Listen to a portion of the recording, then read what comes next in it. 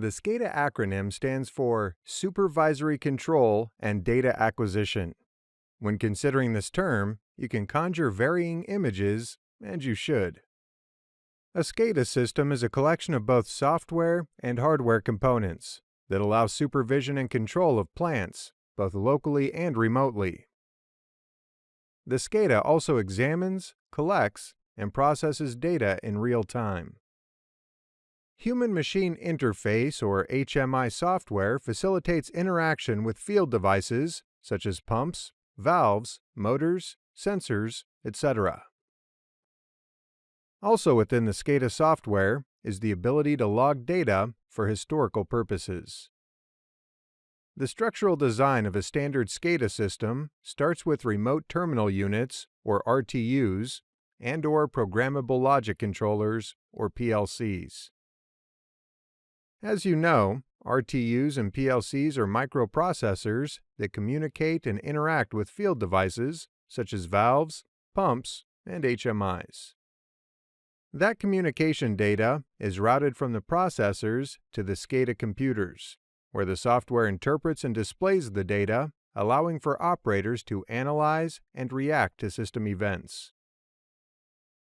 Before Scada, plant personnel had to monitor and control industrial processes via selector switches, push buttons, and dials for analog signals.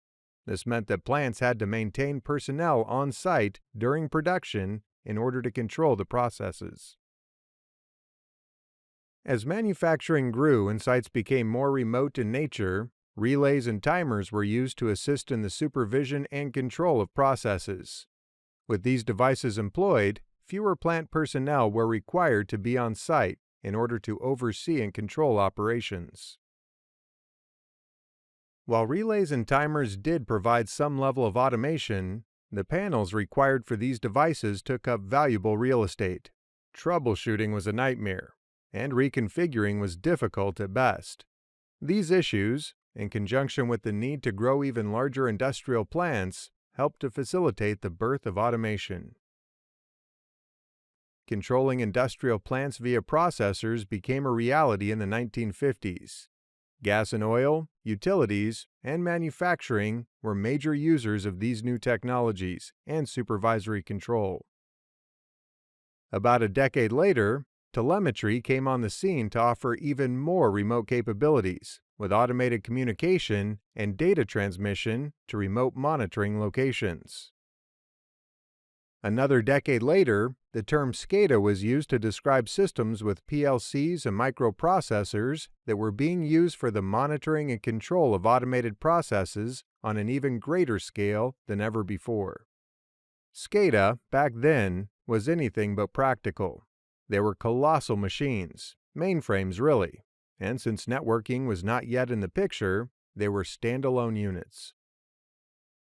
In the next couple of decades, the 80s and 90s, with computer systems getting smaller, the advent of local area networking or LAN and HMI software, Scada systems were able to connect to related systems.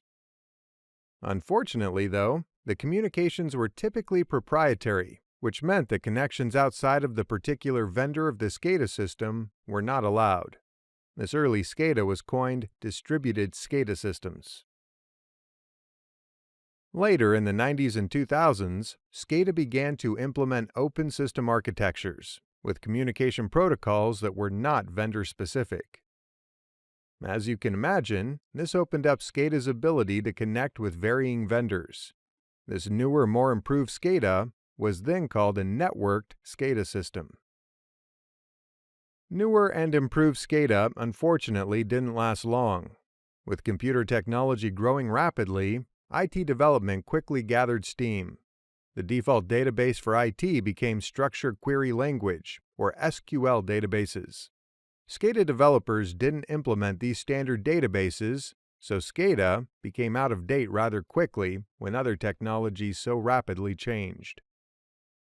Current-day Scada systems have adapted to the changing technologies and have a great advantage over the older Scada systems.